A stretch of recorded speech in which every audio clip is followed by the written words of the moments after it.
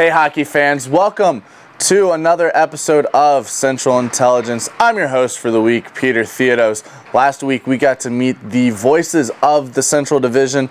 This week we get to meet the head coaches. So without further ado, let's send it to the state of hockey and St. Cloud and meet Corey Millen. Hey, thanks. This is Ashley Chase with the St. Cloud Norsemen and talking now with head coach Corey Millen. Coach, we're now through 3 exhibition games, about 2.5 weeks of training camp. And what are some of the things you like about this team right now?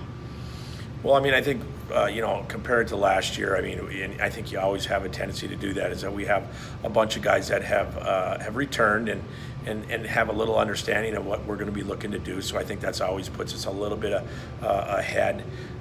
Obviously, our returners have been guys that we're going to lean on a lot come the first part of the season, and I think that's going to be kind of a strength of ours right now. But I think there's a long way to go, and it's early, so we're just going to have to see how things go. One of the things throughout this preseason, 3 exhibitions, and we've outscored opponents 15-4, which is a great sight to see. What are the things you like about that, and what are maybe some of the things you didn't like you saw along the way? Well, I mean, I think that's a little bit hard to quantify there because everybody's playing different lineups and younger, older, so it's really hard to quantify. But yeah, I mean, there's been some good things that have gone along with it. There's been some players that have played pretty well at times, but I think we need to get more consistent with our effort and just some consistency with some of the things we're doing. But I think there's things to hold on to and kind of take away from it, and hopefully we can build from there. Showcase coming up, which gets the season rolling next week. We're excited about that. 3 opportunities to play. What are the things that you're looking to see out of this squad as the season starts? Well, I mean, it'd be nice to get some wins. I know that. I mean, but I think that the biggest thing is just to see us get better. And you never know. Everyone's in a different spot. Everyone's had a little different time. People have started later, started earlier. So the first part of the year is always interesting. But again, we're going to lean on some of our returners, and hopefully we can get a little consistent play, and that helps us through this early part. He's head coach Corey Millen. I'm Ashley Chase, voice of the Norsemen. Looking forward to getting things rolling here at the Showcase. Thanks so much. Back to you guys.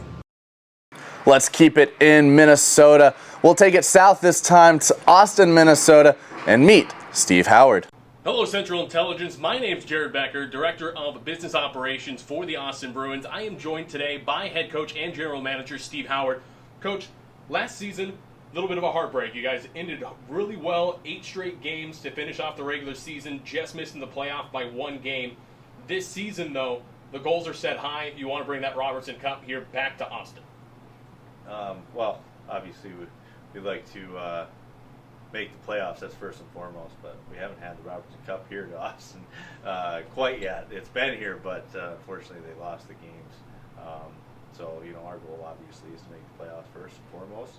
Then every team wants to win that championship, and Austin's looking for his first one. I'm looking for my first one, and there's a bunch of other teams out there that are doing the same thing, and it's going to be a grind this year. I know one of the things that is a big thing this year is the kind of departure of some talent. You lost Connor Milamach.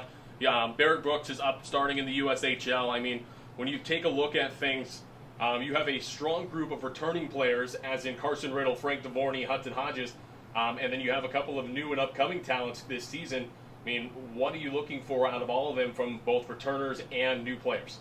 Yeah, well, and that's every year. Every team needs to find out how that chemistry works and see what the locker room does. We got a good core group of leaders that I think understand what our culture is all about and how we do things here. And I'm excited to see how the new guys respond. We brought in some good talent from some other teams. We traded for Liam Whitehouse, who was an assistant captain in Johnstown last year. Big, strong, defensive defenseman, plays tough. We also brought in Xavier Jean-Louis. He played in Carleton Place up in Canada. Both those guys are 20-year-olds. They're going to step right in and have a voice in this room.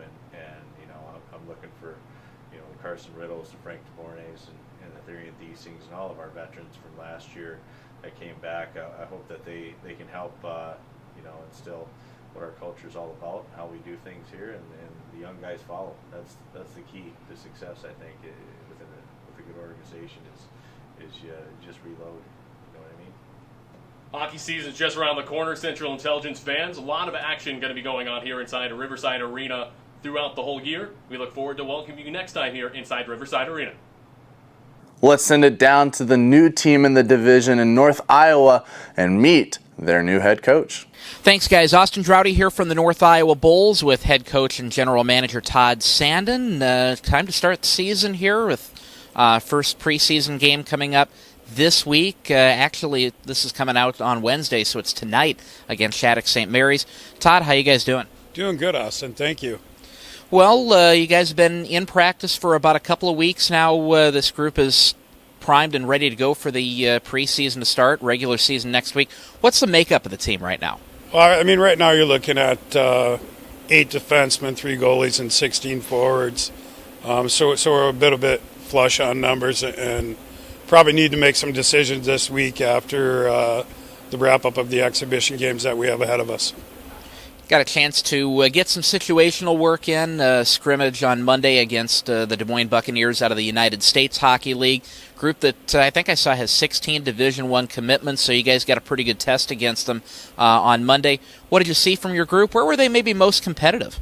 Yeah, I think that was a great opportunity that Des Moines allowed us to come down there and just do, some walkthrough stuff and 5-on-5 play, special teams play, and a bit of the overtime as well, and some shootout stuff. So having that opportunity was tremendous for our guys because we really hadn't had a chance to see them other than inter-squad scrimmages. So playing live or just getting reps live against another opponent, you get a little bit more juice there. You see guys were fired up, maybe a few guys, some of the younger guys, a little bit nervous, but overall, I love the pace of our team. I like the creativity of our team, and I think we have a good base to start from and hopefully learn more about our group with these exhibition games this week.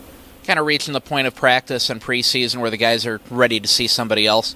Yeah, of course. And I mean, when we've been grinding it out here for 2 weeks, and the first week was 2-a-days, so I mean, it's nice to see a different face that you're going up against.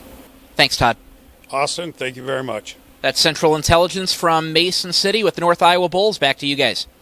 Last year, the Central Division champ Aberdeen Wings were 1 win away from winning the Robertson Cup. This year, they have a new face on the bench. So let's meet Steve Jennings. Thanks so much, Peter. My name is Megan Rosendahl. I am with the Aberdeen Wings, and I am here with Coach Steve Jennings. Coach, you are new to the position of head coach, but you're not necessarily new to the Wings. Correct. Talk a little bit about your road to this position. Okay, so I've been working with Scott Langer for about 17 years or so. Started working with him back in Santa Fe, New Mexico. We moved to Topeka and then up here to Aberdeen a few years ago. I've been coaching in hockey and been just an active part of the organization here ever since we moved here 5 years ago now. Wow. Yeah. So you're very familiar with how the Wings work. You're kind of familiar with this locker room, and you're really familiar with the players, it sounds like. Correct, yep. So I've had the primary hand in recruiting the team since we've been up here in Aberdeen. Very cool. What are you most excited about this season? Just the opportunity here. I think we have big shoes to fill, obviously, replacing a team that won 54 games last year. And that's going to be a high hurdle to attain and probably will never, ever be repeated again. But, we have a culture to maintain and grow, and really excited for that challenge. Sounds good. And we know we're going to have a tough road ahead of us with this very difficult Central Division, but I'm ready to get things going too. Me too. Absolutely. Very excited for it. Well, thanks so much. That's all we've got for today. Back to you, Peter. I'm here with Toros head coach Shane Wagner. And Wags, the season may not have gone the way that the Toros had wanted, but you had to have been proud of the boys in the way that they took Aberdeen to Game 5 last year.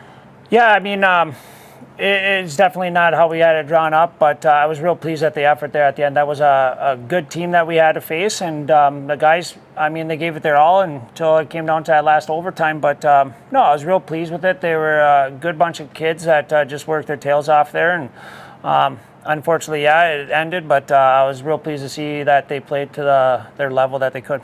You're entering your second year here with Minot. You got to go through a more traditional version of main camp, and even though it was a more traditional version of the off-season. What are some things that you learned this off-season? I think just everything taken away from last year. I mean, we got the kitchen sink thrown at us with COVID and all the players and all that. So I think now it's just kind of trust my instincts a little bit more. And we got 2 new coaches in there that are also very helpful. And but I think just learning from the mistakes that I made last year and just building off of what we did and the progression. So that's basically the biggest thing I have to say. You mentioned the 2 new coaches that are in the office. Darren Banks and Jake Howie are joining you on the bench this year. What are some things that they bring to the table that you're excited about? I just think their youth and enthusiasm that they have, like they work, they want to learn the game more, and they want to become better coaches every day, and they show up and they get after it, and I think that energy is contagious, and it goes along to our players, and they do a great job of relating to them. So I think that right there has been a huge help, and I'm excited to see what that brings. Wags, best of luck this year, and now let's send it down to Bismarck. All right, here with Lane Sedevy, Bobcat head coach. First preseason game coming up on Friday in Dickinson against Minot, and Saturday against the Minotauros as well in Watford City. Coach, it's your 12th season with the Bobcats. With all these new faces at the head coaching ranks in the Central, what's it like being the old guard of sorts? Well, I think it's, you feel like you learn every year, and you're trying to see what your team has, and I think everybody's, I would say in kind of a hurry up mode here in these first 2 weeks. So I think it'll be nice to to play a couple games this weekend. It's a big weekend for a lot of guys. We got a lot of new faces, not a lot of returners, and a lot of guys that are trying to, buy a spot on this team. What do you hope your team has in these 2 games? Well, I think you just want to create the foundation of work ethic, and that's probably first and foremost. But you need guys to step up, and if you want to make our team, you got to do all the little things, details to your game, and to me that's what's kind of fun about this time of the year. You want to see what guys are willing to make those sacrifices to make your club. You mentioned those returners, only about a half dozen, and not a whole lot of them played significant time last year. Obviously, they're going to be leaders in the locker room, but what have you seen out of them in terms of getting the new guys acclimated? Well, I think they've done a nice job. I mean, that's some of that stuff is it's done when we're not around. I mean, that's what you expect of your leadership group and that sort of stuff. But they're in shape. I think some of the guys set records for us this year that are returners. So I think they took what off season we had, not a very long one, but they put in the work, and we do expect big things from them this year. All right, Coach, thanks so much. All right, thanks, Corey. All right, back to you guys. That'll do it for this week's episode of Central Intelligence. With the NAHL Showcase starting on Wednesday of next week, we will not have an episode of Central Intelligence. Check back in 2 weeks for a recap of the Showcase.